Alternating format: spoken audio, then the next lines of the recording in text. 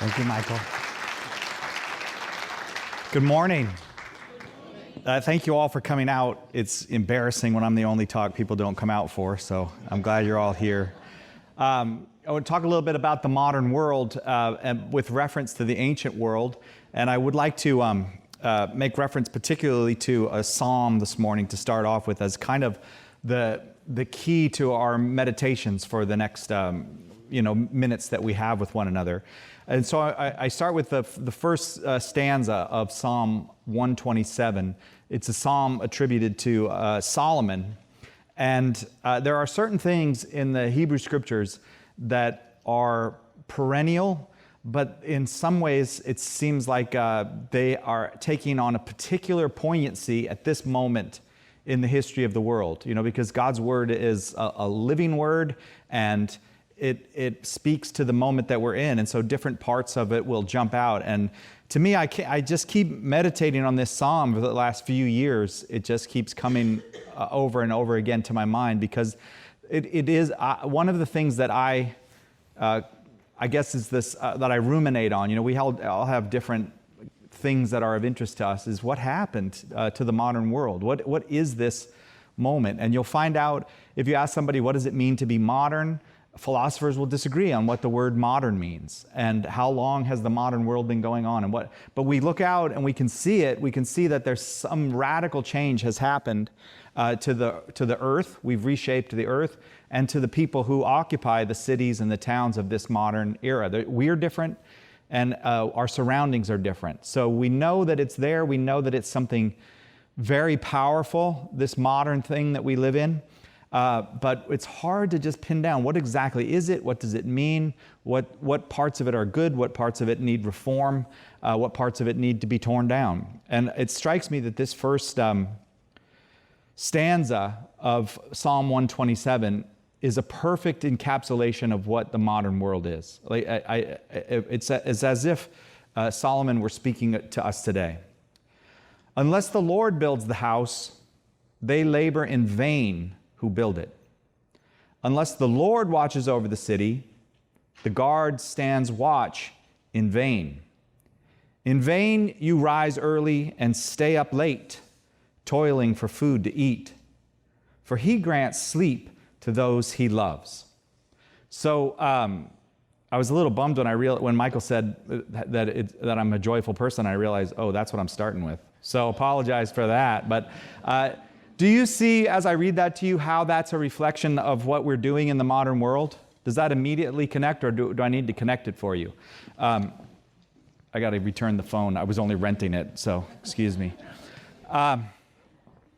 We're building something. It's obvious that the modern world is a construction project. It's a building of something. Something is being made, and people are very excited about it, and it captures our attention. But the Lord is not building this house. And the Lord is not guarding this house because we've excluded him from it. This city that we're building, we say now the global village. And we can, I can read the newspapers from Moscow. I can read them for two reasons. One, I have access to them via my computer, and my computer will translate them. So it's and you're probably thinking, why does he want to read the papers from Moscow? I'm just using that as an example, okay? I can read them from New Delhi, or I can read them from wherever. But, and you can too, because the computer does that for you. And I can go there. I was in California just days ago, and it just took us hours to get here, where in former times, in many ways, it would have been impossible to get here. It would have been, and not that long ago, it would have been simply impossible to get here from California. So we do live in this contracted world, this global village, but it's a more intense world.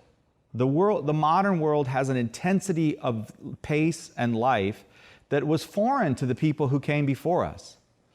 And part of that is the number of us. There are a very great number, because of the prosperity of the modern world, there are a very great number of people. So you often live in intense places where there's, you have to be able to negotiate a lot of things, make sense of road signs, and be able to negotiate, how to get through the grocery lines and all that. And you may think, well, that's not that much. But it's much more than people before had to do. And then when you come to a country that's not familiar to you, like coming here to Australia, you notice that, for example, I had to buy something and I don't actually know what the coins in my hand are worth because I'm not familiar with these tiny little $2 coins and then a bigger $1 and then I don't know what you people are doing. It doesn't make any sense. Okay, so I have to negotiate with that with the woman on the other side of the counter, and so you realize there are just so many things that we have to be up on. Like, what do I have to do in order to get to a doctor? You know, in former times, you just walked over to the doctor's house and you were at the doctor. But now you got to think about, you know, your paperwork and the how you know, the transportation. And I don't even know which doctor I'm supposed to go for. And this is very intense. It's a very intense way of life. How do we make a living? What are the sacrifices we have to make a living? And so we do stay up late into the night. Even if we're people who sleep very well, just metaphorically, we're up late into the night, meaning we're churning and worrying, and there's so much upset in the modern world that wasn't there before. And you see this particularly in the most vulnerable, in the lives of children and teenagers, where they have to adjust to that intensity, and you can see that they are living with anxieties, upsets, a kind of lack of freedom compared to those who came before them. You know, I often think about my childhood, where essentially if you were a kid in the 60s or 70s, you woke up in the morning and your family essentially kicked you out of the house. And you get out, go, explore the world, find out what's out there, come back for lunch, and then get out again. And it wasn't mean, it was just, that's what, you're a child, go do a child thing. And I realized with my own children, we live in a slightly different neighborhood than I grew up in, you know, but also just the amount of worry that you have about your children out in the world. So you have to have them in certain safe places and let them, you know, there's a greater intensity of worry around children. And so they don't have the freedom like I had when I was a kid to just go out on the water, for example, and just, you know, live. And where I was a kid, you know, you could hunt for crabs and you could climb trees and you could do all that. And so, and you imagine the child of, say, at the agricultural period in Europe in the Middle Ages. That child's life is very different than the child today. And you might, as a modern person, look at that and say, well, so much better today. And it is. But we are, as Dr. Stacy Trasenko, scientist and theologian, was pointing out, we're body and soul. We're a composite of body and soul. And what's good for the body it's good for us. That's perfectly reasonable to say that's good for us. But the soul is very troubled in modern times, in this house that we've built. So what I would like to do is take a little tour of what I call the modern period. And there can be disputes about how long is the modern period and what happened in the modern period to get us to this point where people are living with intense anxieties, tremendous loneliness, and worry and upset, and a sense of meaninglessness, so that you can kind of see people plan their lives out about, I'll go to university and then I'll get a really good job in computer science or wherever else the money is, you know, and then have a certain number of material goods that will keep me happy and have a certain level of life, you know, a certain lifestyle that I will live. And then as I get into my declining years, when I'm very sick and helpless, then I'll just take the pills, you know. I'll just, whatever it takes to exit without what's called losing my dignity. But that's not none of that life is a dignified life. I'm not trying to insult the person who lives that life. I'm trying to say, like St. Paul says, let me show you a more excellent way. That's not a fully human life. That's a life in which the humanity has been drained out. And we want lives in which the humanity flows in like living water. As a matter of fact, as living water, flows into that life so that that life can be full. And whatever suffering may come, whatever joys may come, it will have the fullness of humanity. Jesus came so that we could have life and have it to the full. And what we have in the modern world is a kind of pale imitation of full humanity, of a fully human life. It's a kind of a pale imitation. It's not to say that there's anything wrong with having good health care or having a comfortable home. These things are not wrong, they're goods. But when they become those become the goods that make life good, instead of those become goods that open us to greater and greater goods and make us able to serve and participate in higher and higher goods, then we're in trouble and we've lost our humanity. So I want to trace 500 years of world history. I'll do that in about 8 minutes, and then talk about the moment that we're in. And Tim is going to give a talk later on radical discipleship. Jesus is called a radical discipleship. And I decided, since Tim is talking later, I would just steal that word radical. So I'll be ending with a kind of a radical prescription. But I hope that it will at least provide something of an entryway into what Tim is going to be talking about. Because I do believe very much that Christ's call is radical. Radis, the root. It goes to the root of our person. And that's what radical means. And so I want to propose at the end of this talk a radical solution to our current problems. A radical solution to our personal problems, to our family problems, and to our social problems. Okay? So here's 500 years of the world history. Get comfortable. Well, you might say, why 500 years? Right? Well, what happened 500 years ago? Well, what happened is a shattering. Something broke 500 years ago. And it was actually celebrated. I noticed even secular people celebrated the Protestant Reformation when the 500th anniversary came around in the year 2017. I listened on, we have a very secular radio network in the U.S. called National Public Radio. And they were doing interviews with people about how great the Protestant Reformation was. And you can see there that the secularist, the fully modern secular person, sees the Protestant Reformation as a great good because the thing that was broken is something that they believe should be broken. They know that that's the thing that they are contesting against. Okay, so I want to say a little bit about what was broken. What Christ gave us was not a gospel that was pure in the sense of it had no worldly structure. That is not at all the case. He intended and He did give us a church. At the center of that church, He put Himself, the Eucharist. That's the center of the church's life.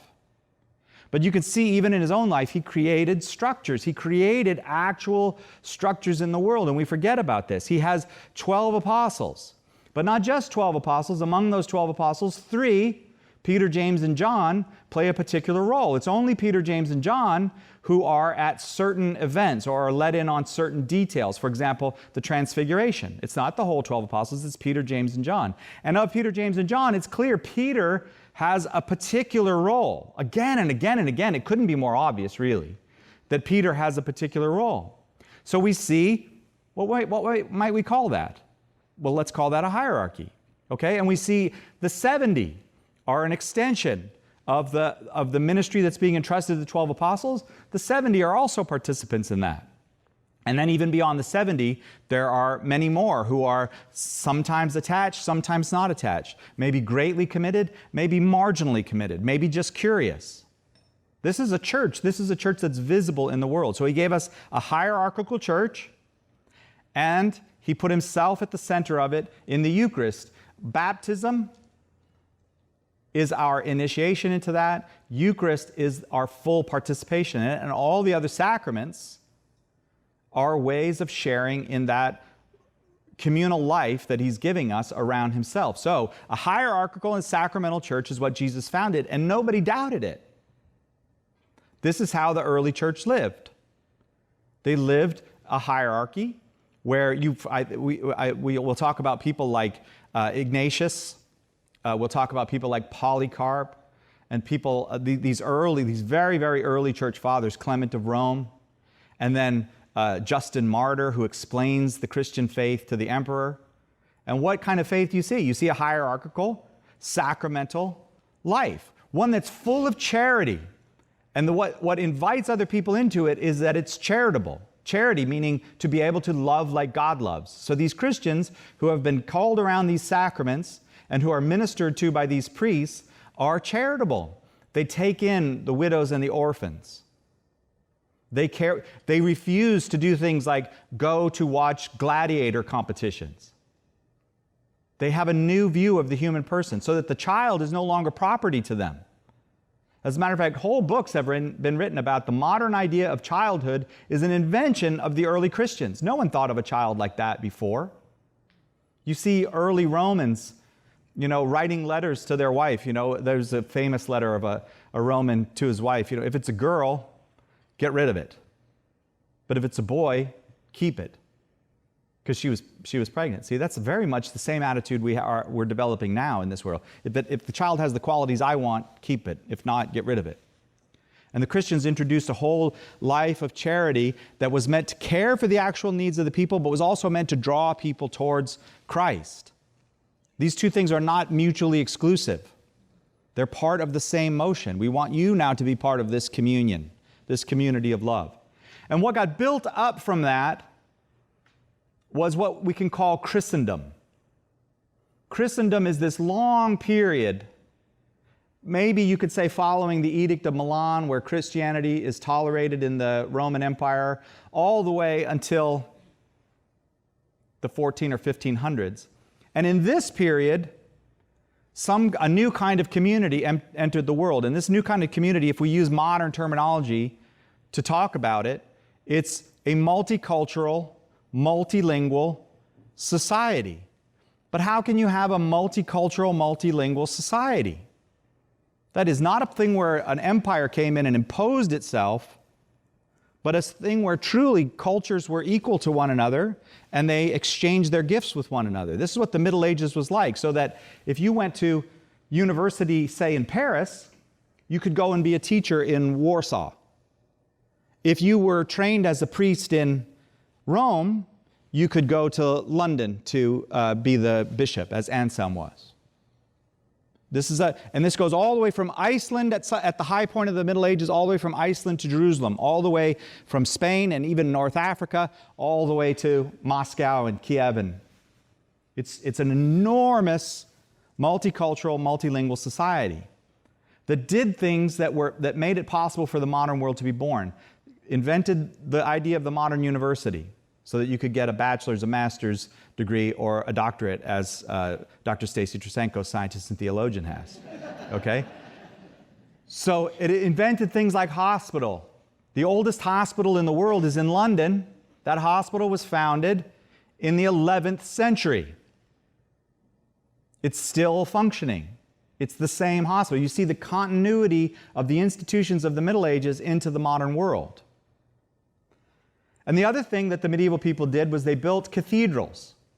So that where for us, now I don't know how it is in Australia, what's at the center of your culture, but if you came just as a space alien to look at American culture, you would say it's these shopping malls and sports complexes. That's the center of the culture. Is that similar here, or would it be something? Yeah? All right, so the biggest gatherings we have, the most joyful gatherings we have in our society are around American football games, okay? Where 100,000 people, and I know you do that for Australian rules football too. I looked it up on the internet before I came here. And like they destroy one another and then you all get up and cheer. What a beautiful culture you have. But you also have the shopping complexes, right? So we have our culture, you can see by the buildings what is at the center of the culture. Commerce and sports. Possibly entertainment too. You know, your local theater complex with 17 theaters in it. In the medieval world, it would not have confused you at all what is the center of this culture, because it would have been the cathedral. The largest gathering place, the most intellectually and culturally stimulating place, a place that is always surrounded by markets, so that the social and economic life of the town is going on around the cathedral. That's what they built their society around, was cathedrals. So you see a society that's exactly like the early Christian society, it's only more developed. At its center, the Eucharist. It's a hierarchical society on the religious side, a hierarchical society around the Eucharist. The Eucharist celebrated in these cathedrals and great churches that they built. But it's also a society of charity, especially through the work of monks and nuns.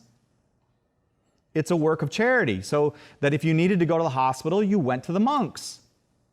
If you were poor and you needed a meal, you went to the nuns. And if you wanted to find where science was being done and all that, it was being done at the monastery schools by the brilliant men and women of the age who had made this radical choice for an alternate lifestyle on a massive scale in such a way that the world had never seen before. Men and women choosing to live lives of community with others, of service to others, in which they sacrifice the opportunity to be married and have children so that they can serve the kingdom of God. And they built it, man. The kingdom of God came kind of bubbling up from these monasteries and convents of the Middle Ages, from the hospitals, from the schools, and from the cathedrals of the Middle Ages. So what got broken in 1517 was a unified culture that was liturgical. It had liturgy at its center, and along comes Martin Luther and Calvin and Zwingli and all the other guys. And I say all the other guys because I'm not like Carlo and Tim. I can't memorize more than 3 names in a row. So that I just have those 3, and that's to me the Reformation, okay? John Wesley, that just occurred to me. All right. So what's broken then, what's shattered, this is nothing like the split that happens between the East and the West, between the Orthodox and the Latin Catholics. This is a different thing. This is a new religion that's born. A non-liturgical, non-hierarchical religion that does not have the Eucharist as its center. And this is the beginning of the modern world. And I say it's the beginning of the modern world because it's fundamentally what happens at that moment with Martin Luther when he asks for an argument about indulgences and also with the turn to sola scriptura, is that society is now going to be built on arguments carried out in writing. And that's what the modern world is. It's a long argument carried out in writing. You see it in Rousseau and Voltaire, you see it in Marx, and you see it in Freud, and you see it particularly in this weird thing that we have in the modern world that did not exist before, the written constitution of a country. We believe if you put it in writing, and then like everybody signs it, now it's a real thing, and we have to live by it. People before, that was not what they thought. They lived in a different kind of reality, a reality that did not rely on the written word as the fundamental real thing around which their society is formed. So we are a people of talking and arguing, and so we have become a people of opinions. We are a very opinionated people. All the married women here are just nodding their head like crazy. They're like, we are opinionated people, aren't we, honey? Okay, so yeah, we are. We're just full of opinions. It's so much so that I know that there are people who are missing out on the graces God wants to pour into their heart because they will not let go of their own opinions. My opinion is my God. Okay? So the modern world there's many positive things about the Reformation, and we don't want to just insult it like it's not positive. But what happens is we have this story of progress from that point forward, a progress in our politics. We get better at the science of politics. Economics, we get much better at economics. And at the material sciences, we become much, much better as the modern period goes on. So we see this improvement in political and economic and technological realities to the point where I just read you a psalm off my iPhone. Okay? So that's real. But it's also real that in the Middle Ages, there was a project going on to humanize the world by putting this cathedral at the center of it, and at the center of the cathedral, Christ in the Eucharist, and all of society around Christ in the Eucharist. That got shattered and that got lost, and that's very serious. So much so that a series of other losses happened to us. And so as much as there is a slope of progress upwards in the modern world, there is also a slope of decline, which has a curve to it. Both have a curve. Better, better, better, and then upwards. So pretty soon robots will be doing everything for us, which I'm fine with. I don't like doing stuff. And then there's a downward slope, which becomes a curve as well, where you start to lose in radical ways over the last 50, 60, 70 years. And I'm going to get to that.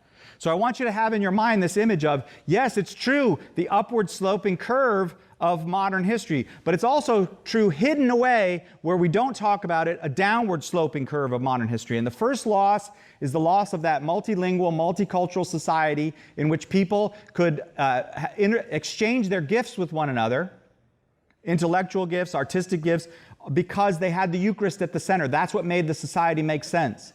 So you could be an Icelander or you could be a Pole, and those were important realities, but they didn't make you just competitors or enemies, because there was a greater society that Iceland and Poland belonged to, and all the other parts of the medieval world. So that unity is shattered in 1517.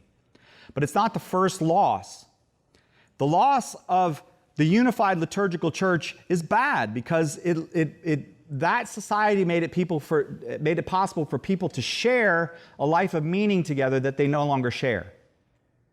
But it doesn't stop. The next loss is the loss of Christ. And this comes later, mostly in French and German philosophers, who start to say, yes, that's okay, God is good and all that, but really this Christ person, he's just another teacher. And you see people like Rousseau and Voltaire rejecting Christ, but not rejecting God. They have in some cases, you would say it's a deist understanding of God. Sure, there's a maker, and there's certain basic things in the world that we attribute to the maker, like justice. And so Rousseau and Voltaire and people like them, our own Thomas Jefferson in the United States, who wrote our Declaration of Independence. Our Declaration of Independence is not a Christian document, but it is rooted in natural law. That we connect our rights to nature and nature's God. Those are the words that are in our Declaration of Independence. Nature and nature's God. So these are good people. They're not the horrible monsters or anything, but they've given up on Christ. Christ is no longer at the center. I don't know about your constitution or your institutions, whether you imagine Christ to be at the center of them. I don't know Australian history well enough, but more and more, I'm sure we share this, even if that was the case at one time, it's no longer the case that Christ is at the center of culture. So a person like Martin Luther would have been horrified at the thought of moving Christ out of his position as an earthly king even. But within a couple centuries, they're no longer horrified by that. They're doing it. Okay, so we have a Protestantism, but we have a new kind of Protestantism right next to it. And this is the Protestantism that doesn't just reject the church, but rejects Jesus, the person. And this, in the 19th century then, which is where the real scientific revolution happens. There's this myth that the scientific revolution happened earlier in the 15th, 16th, 17th century. But really, what we identify as modern science, that's 19th century stuff. Modern science meaning large institutions able to do science and preserve people's work and transfer knowledge across vast distances and advance that scientific work. And one of the consequences of the Industrial Revolution, let's say in the 1820s, 30s, and 40s, and the rise of modern science, and particularly 1859. What happened in 1859? You have a town called Darwin. You all should know that, right? 1859 on the origin of species. Darwin's great scientific work. And then before Darwin, the work of Karl Marx in economics, treating economics as a science. And then a little bit after Darwin, Sigmund Freud, doing human psychology separated from God, where the medievals would have said you can't do psychology separate from God. Now you have this Sigmund Freud who says, yeah, but no, it just drives, and it's a very mechanical view of the human psyche. So that now we have a new kind of Protestant that exists along with the old kinds of Protestantism, and this kind of Protestantism has given up on God. And if you went back to the 1890s, the 1900s, you would see a society that is making such leaps and bounds technologically and in terms of wealth and the functioning of its institutions, that there's a kind of joyful spirit right around the turn of the last century that we can do this as a people. Now we are building a house, and we no longer have God at the center because we don't agree about God anymore, but we feel really confident about it.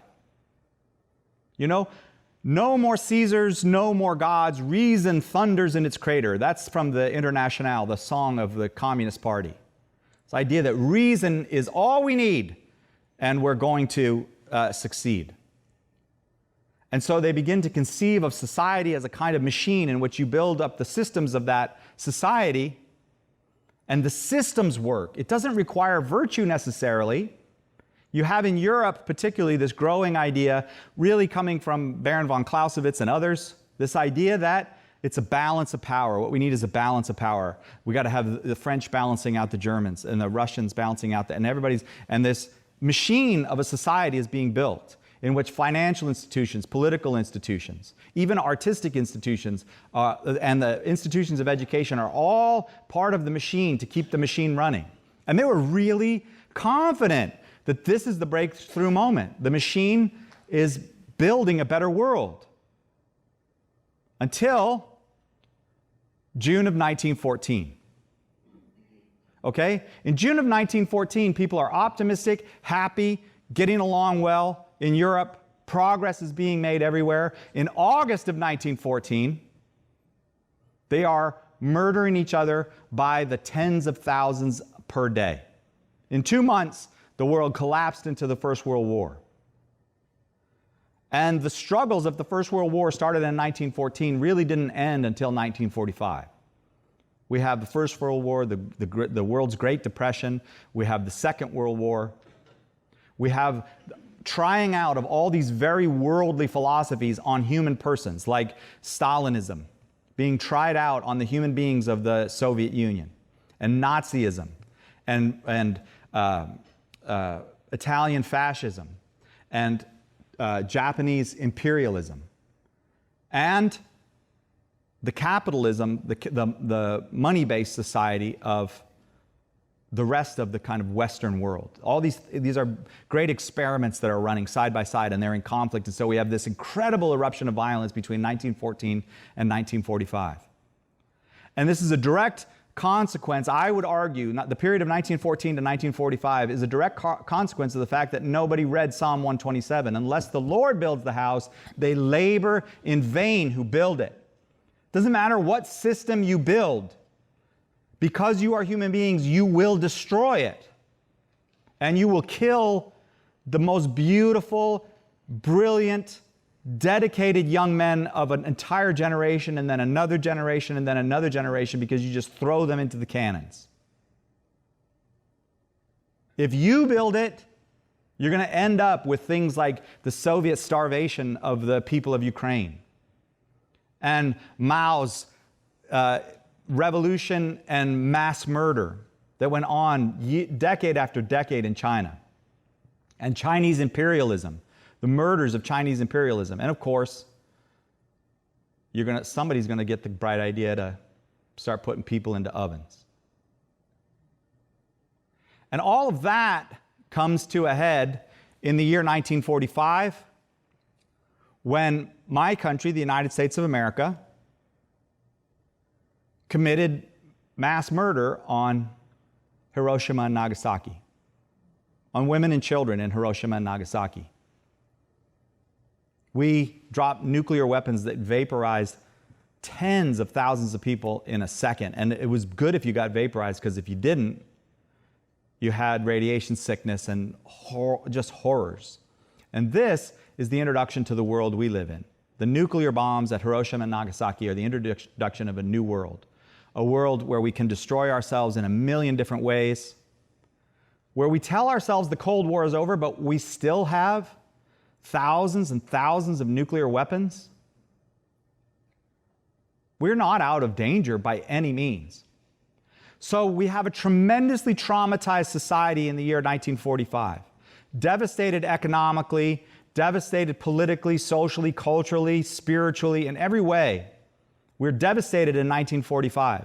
We've given up our own ideals. We've given up our own moral sense in order to win that war. Or we're on the side that lost that war. And so, at that moment, the world realized that the shattering of Christ's liturgical Christianity, the surrender of Jesus Christ at the center of culture, the rejection of God our Father was wrong, and that's why today the whole world is Catholic again. Everybody on earth is Catholic, and now we live in peace. Or not. Because there was another great power. I mean, Under all of human history, of course, there are what I think it was Hilary Belloc called large faces, you know? These personalities of evil that move by exciting our imagination to keep trying out worse and worse things on each other. That's all underneath this story. But having lost the unified church that was liturgical, that had Christ in the Eucharist as the center, having lost Jesus as our authority, even that's shared between Protestants and Catholics, having lost God himself after 1945, we suffered the worst loss of all. Yes, worse even than the church, than Christ, and then God. Because in the years between 1945 and 1950, a thing that had been invented back in the 20s and 30s but put away because of the Second World War was brought out of the closet, and people started using this invention. In the year 1950, for the first time, more than 1 million of these were sold in my country, the United States, and we've never sold fewer than 1 million in any year since. We have them in almost every room of our house. We have them now in our cars. Do you know what I'm referring to? Televisions. Okay? So instead of recovering from the traumas that we have inflicted on ourselves, we soothe ourselves by going into the imaginary world of television, which can now, I mean, you could put on those goggles, you know, and then you're just in another world, which is really cool. Like, I think it's great to live in a world where you have artificial, what do you call that? Like a reality, right? Or what do they call it? Virtual reality, right? That's great. That's really cool. All sorts of good stuff is going to come out of that. They've got robots who can do surgery like on this continent while a doctor is wearing that headset on this continent and operating the robot so that they can save the person on that continent.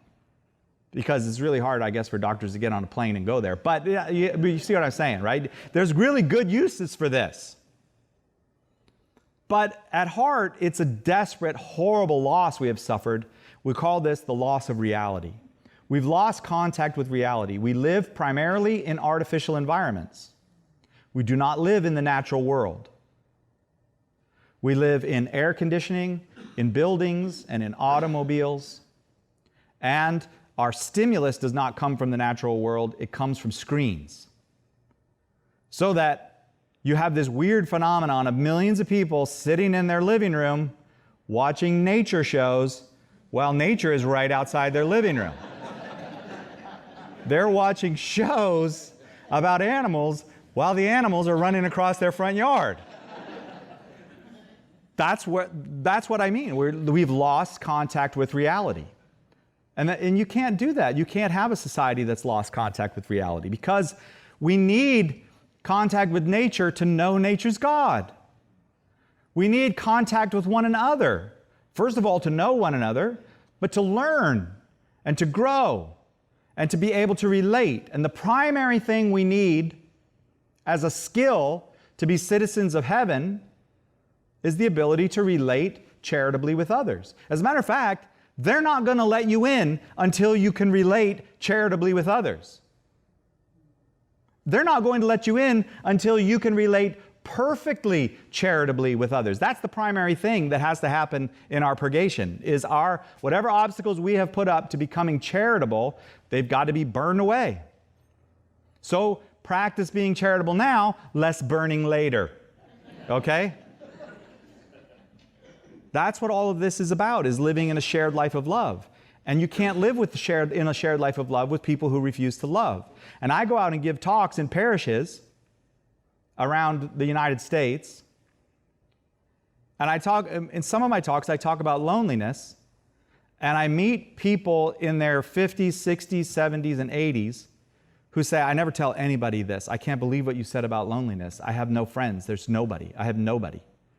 And so the person might say, well, I'll go down to the parish and I'll get involved at the parish. But you go to the parish, guess what? Nobody's there. They're watching nature shows back at home. So it's not the fault of the 75-year-old woman who has lost her husband and now wants to be part of another community, you know? It's not her fault that that community isn't there. It doesn't exist. One of the reasons you go to your parish is not just because I got to get my volunteer hours in. It's because that's where other people are going to go, and they need you there. You got to get up out of your house and go. And we're not. And so as a consequence, because we will not turn our lives over to other people, we're like, no, I gotta watch something on Netflix tonight. A new show just dropped, you know? And so we watched the show that dropped, which is about people maybe in a great love story. And there's a great love story right outside the window waiting for us, right outside the door. Or maybe we're the love story for someone else. Maybe it's that person that just needed someone to listen or be kind to them. And we're not sinning in some horrible way by watching Netflix, but if that becomes the center of our life, we are missing out on the life that has been offered to us. This is not fully human life. This is the consequence of these great losses, the loss of the church, the loss of Christ, the loss of God, and now in this late part of the modern world, the loss of reality. The consequence is that our humanity has been drained away because it is the fullness of life that Christ came to give us. And it's been drained away, such that there are people now who, God bless them, they're trying, but they have just decided that everything needs to be reformed. Our idea of sexuality needs to be reformed. Our idea of gender needs to be reformed. Our idea of marriage needs to be, it all has to be fixed with some revolutionary fix. And if we're not having, it's really like being addicted to heroin. We need another shot of revolution. What's the next revolution? What's the next revolutionary thing we're going to do? Who's the next people that we're going to liberate? And it's a mania because we're not connected to reality anymore. There's nobody there to go, you know what you're actually called to do? Be married and raise children, love them, be part of your community, share life with your fellow human beings, preferably the life of Christ. Or you're called to be a religious woman who will give her life away in service to others, and you're in the same line with those women in the Middle Ages who tamed all of Europe and made millions and millions of marriages and families possible because of your service. Or you're called to be a priest and consecrate the Eucharist and hear the confessions and baptize the babies so that a fully human life can be lived. But instead of hearing the call to real life, revolution, I got to be part of another revolution. I got to save the world. And then we terrorize our children with thoughts of, and if you don't do it, you have 12 years and then the world will end. You know, like we're just terrorizing them. Instead of giving them a reasonable, you know what, the world does have problems, but God hasn't abandoned us. He made this world for us. We do have to care for it. But you don't have to be in a panic. When I was a kid, the world was in a panic over overpopulation. An absolute panic over overpopulation. An absolute phony crisis that never materialized. There's no such thing as overpopulation.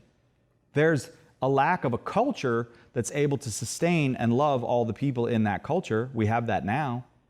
But there's not overpopulation so long as people love one another, take care of one another, and do basic things like farm the land and make proper advances with, in the technologies of that. We're fine. But my generation got we were terrified about two things: nuclear war and overpopulation. Nuclear war and overpopulation. One would have solved the other one, but but you just got to be in a panic all the time, and somehow you're immoral. You're the immoral one if you're not involved in my panic. How can you not be involved in my panic, you immoral, unthinking brute?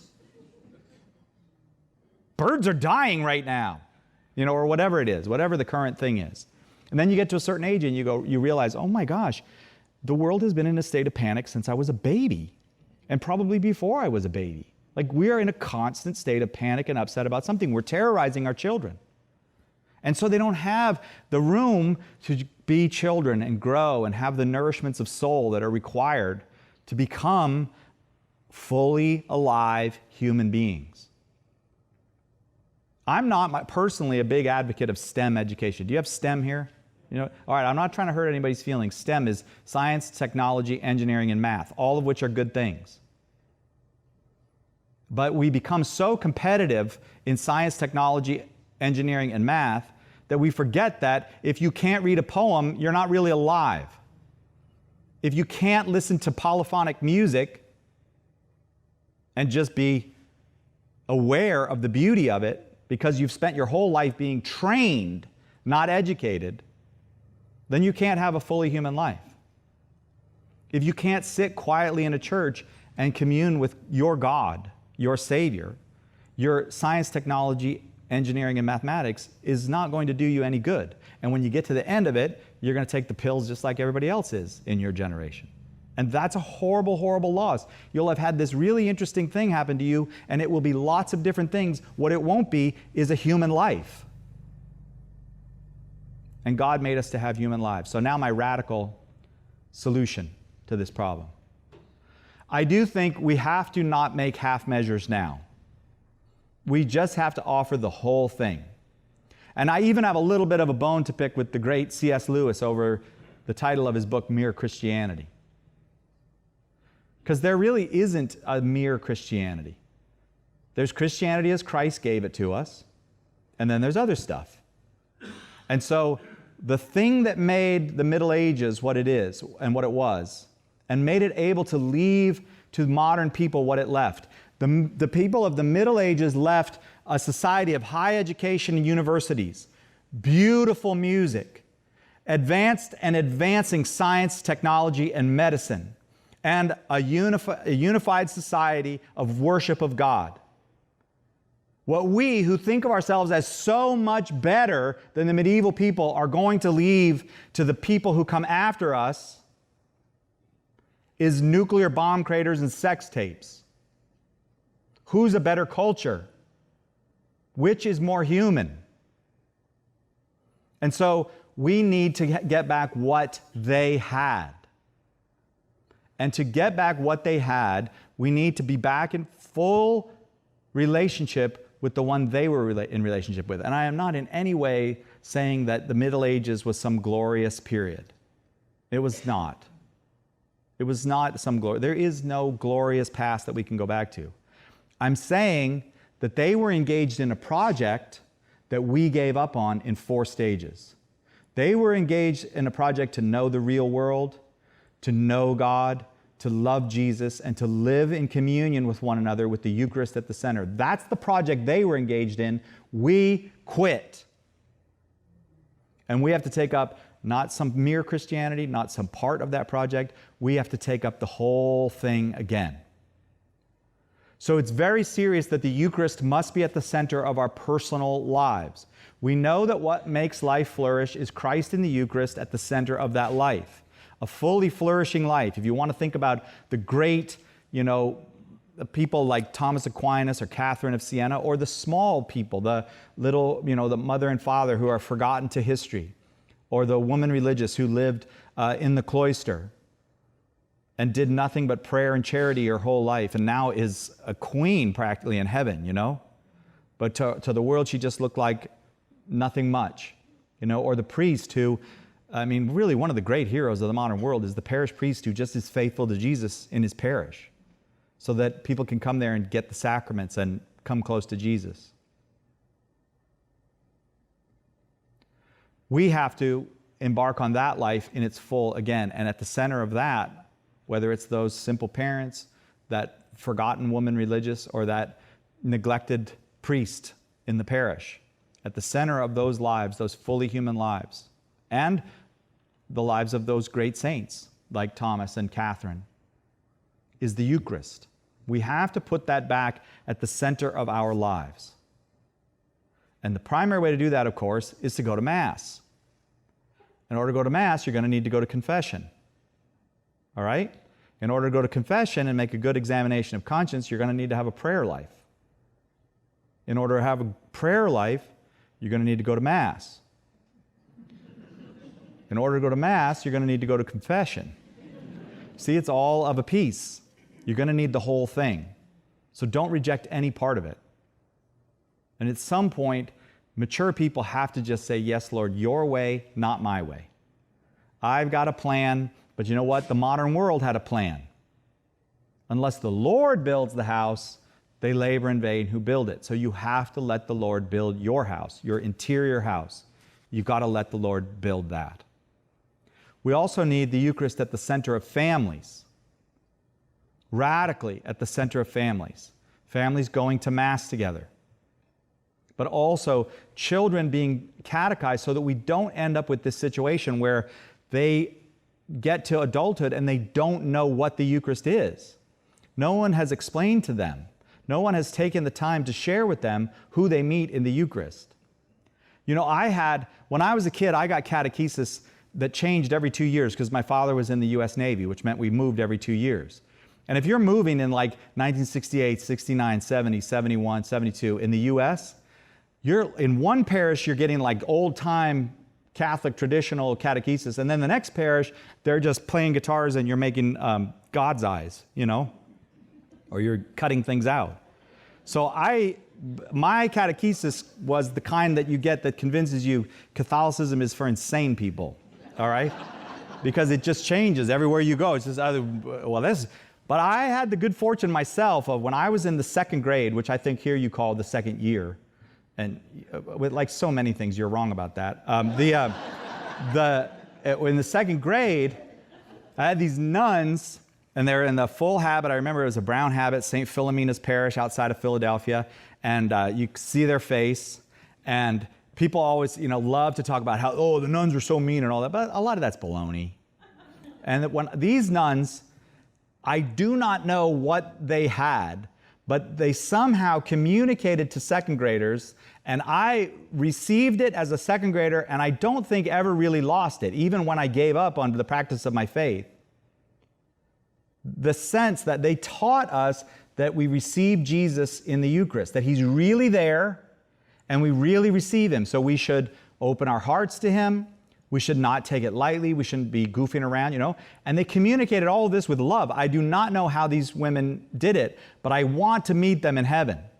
I hope that I will get to heaven and be able to say thank you, because what they did for us in the second grade is transformative, and you can do this with children. If you're patient and kind, if you're not weird and throwing up panic and this stuff, you just be a good parent or a good teacher, full of kindness, and communicate to them Jesus really loves them, and He loves them so much that He's present there in that bread. And you can even teach them things like, we don't understand fully, I can't explain to you fully how He's there or how He does that, but He wants to become food for your soul. He wants you to have Himself as food for your soul. And at that moment, when you receive your first communion, you'll be right there in heaven with Him. You won't know it, you won't see it, you won't feel it, but because He's there communicating everything He has to you, or He's giving everything He has to you, you'll by faith, you should know that He's welcomed you into heaven at that moment. And that somehow by communicating that, they communicated to us that this was very real what was happening. You can do that. We can do that with children if we make that our priority. If we don't make teaching them gender theory and global warming and every other panic, but we make it our duty to protect their childhood from the internet, protect their childhood from the hypersexualization of culture. Be careful with them in those early years. And then explain to them lovingly and let them see that, it certainly helped the nuns that my father, a captain in the Navy, got on his knees right next to me every Sunday in Mass. And he sang. And he always told us, you sing because you have to participate in the Mass. And my father was the worst singer ever. It was humiliating to be sitting next to him. It's like, does he not even know what music is? And he didn't. So, but that image of my father kneeling down, this person who I saw as a great man, on his knees before God, singing, not embarrassed to sing, embarrassing the rest of us that is singing, but not embarrassed himself to sing. See, this communicated it as well. All right? We can communicate to children what the Eucharist is. We cannot do that if we don't protect their childhood, if we don't surround them with a community who loves their childhood and wants to keep it secure, not taking them to movies that they are not ready for, not letting them see things on the television, and being really diligent about the phones and the computers so that they don't, come on, it's happening every day that some 7, 8, 9, 10-year-old kid is being exposed to pornography accidentally and sometimes on purpose. This is devastating to the innocence of children. And it will make it very difficult when we want to communicate to them what the fullness of life is, because they don't know how to process what they've just seen. They're either terrified now or they're titillated in a way, and that's a real word, by the way. Titillated is a real word. So I don't know if you have that here, but in America, that's a real word, okay? But, and these are things that they cannot integrate because at their age, they're not supposed to be integrating. You can help a child heal from that, but they shouldn't be exposed to that. And that brings us to the other thing. We have to have the Eucharist at the center of our culture again. I still think the cathedral should be the most beautiful, magnificent building in every city. And it should be a quiet place where people can come and meet Jesus, so that it's a shock, kind of. Like there are some cathedrals you walk into, some churches you walk into, just some parish church that you walk into, and it's a little bit of a shock because you're walking out of this world of noise and nastiness and every kind of stimulus to a place of low stimulus, or a totally different kind of stimulus anyways, where it doesn't smell the same, doesn't look the same, doesn't sound the same in there. That's good, that's healthy. And I personally think that maybe we should start having like little retreats at parishes for non-Catholics and say, look, the world is so noisy, you could just come sit in the church with us quietly for an hour. I think they might come because people are so desperate for peace and quiet. And we just make people welcome in places of quiet where there's a healthy ability of the soul to breathe. In time, they might come to know who's there with them. But even if they don't, it's an act of great generosity to kind of even have a moment where you rescue someone from the constant madness and noise and having to cope with the modern world. We just cope with things all the time, constantly. And to not have to cope, to be in a place of peace. I think that's what parish churches should be. I think that's what cathedrals should be. But we need to build a society at which Eucharist is the center of the society, not sports and not shopping. And you can't do that. Really? Because they did it for 1,000 years. 1,000 years of European history had the cathedral as the central place of their society. We have to think bigger. We can do that. We can't do it by having a revolution. We can't do it by having a big movement. We can do it by putting the Eucharist at the center of our personal life and of our family life, and then, one by one, inviting others to put the Eucharist at the center of their life, and then doing all those weird Catholic things, like having Eucharistic processions on the feast of Corpus Christi. So that all those people who are out there walking, everything, they realize, what are these weird people doing? Right? And they see there's something else going on. And with the Eucharist being worshipped as we process, it's also like the sun shining on all those people, and the mystery of God's healing is happening. Eucharistic adoration is really a modern thing, but it's just catching on. It's catching on in part, I think, because it too is so shocking. It's so different from everything else that we do that it has we're naturally attracted to it. And then when we know the supernatural side of it, and we know who is present there, and that He has the power to heal everything and care for everything and forgive everything, and that He is actively doing that while we're sitting there in His presence, our natural inclination to be in a place of quiet and a place of worship, a place where we can turn over our worries, is swept up into the supernatural reality of what's there. We can, again, have a society that has the Eucharist at its center. But just like the people before the Edict of Milan, the people in the Roman Empire, who, if you had talked to them about, is there really going to be a society where the monks own, like 80% of Europe? And where they share it with the poor and they grow food for families there, and where there's dignity for the people with mental illness, that's what monasteries did. Like if you had a member of the family who's just out of their mind, The monks will care for them, or they'll help you care for them. Could we have a society like that? Maybe not in exactly the same structures, because we have modern structures now. We have other things. A society that's centered around the Eucharist. If you don't believe it, I submit to you, you don't really believe in Christ. He did it before, he can do it again. Japan can be a society with the Eucharist at its center. China can be a society with the Eucharist at its center. Australia can be a society with the Eucharist at its center.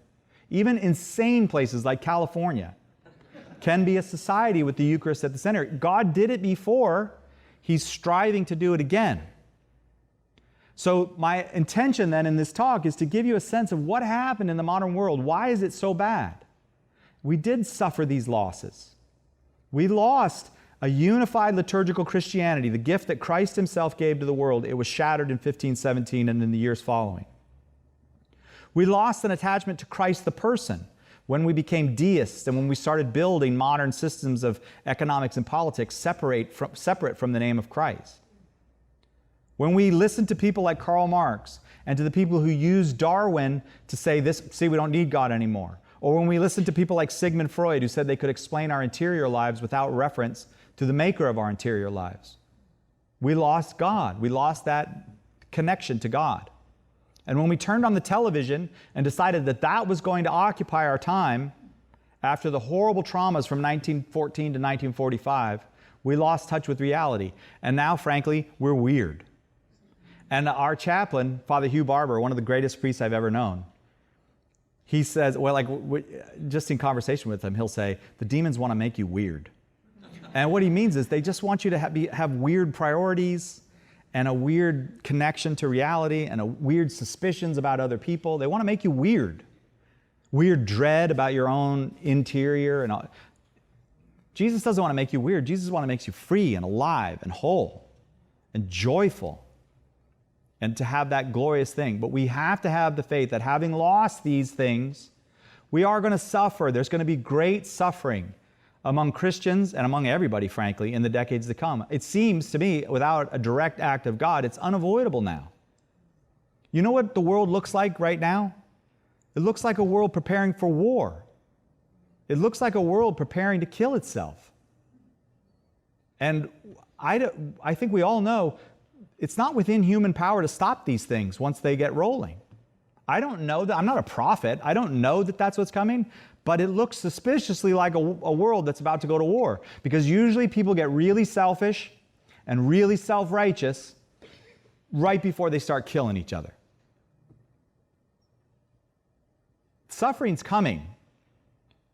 But it's also true that this loss of reality and the fact that this loss of reality leads to violence and a lack of inner peace means that more and more people will be open to Christ in the Eucharist.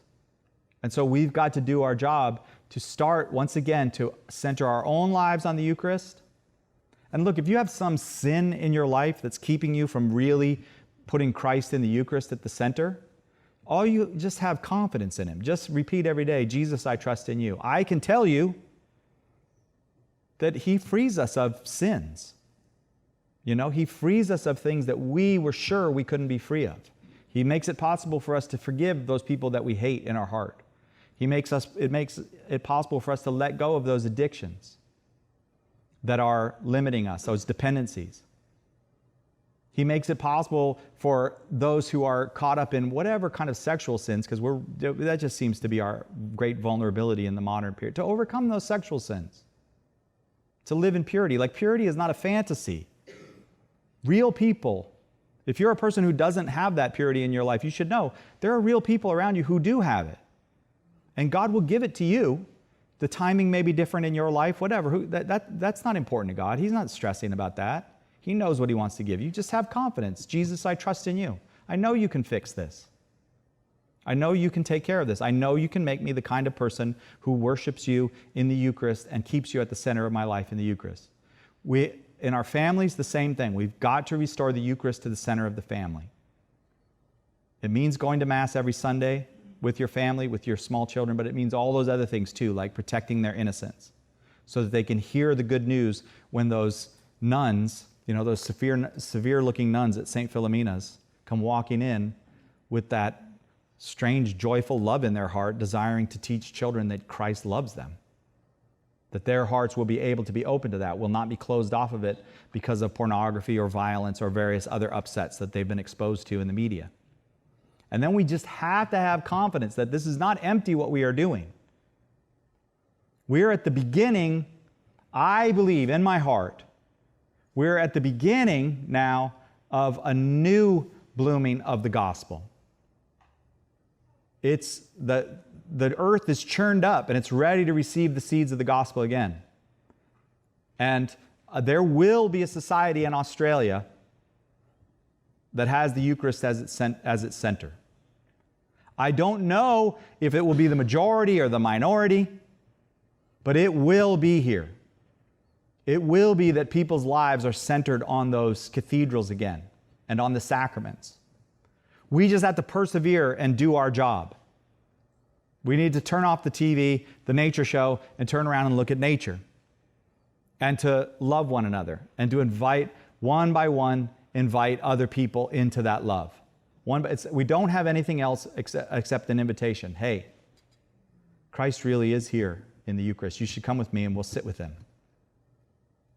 And miracles happen just because people come into the presence of Christ. And when we have confidence in that, then we become real, genuine evangelists of it. We're not just evangelists of Christ, that guy who came in the past, or even Christ, that guy who's present in the scriptures. We're evangelists of a Christ who never left, who stayed right in the middle of this world and is ready for the world to come back to him so that we can have the fullness of life again, so that people can begin again to live human lives instead of living these lives in which the Lord is not building the house, in which the Lord is not guarding the city, and which ultimately there is no hope. What we invite people into is come meet him in the Eucharist, because you're not going to believe the kind of hope that you're going to encounter there. Thank you very, very much for your kind attention. It's a great honor to get to speak with you. Did I go over? Thank you very much. Okay, God bless you, brother. Thank you.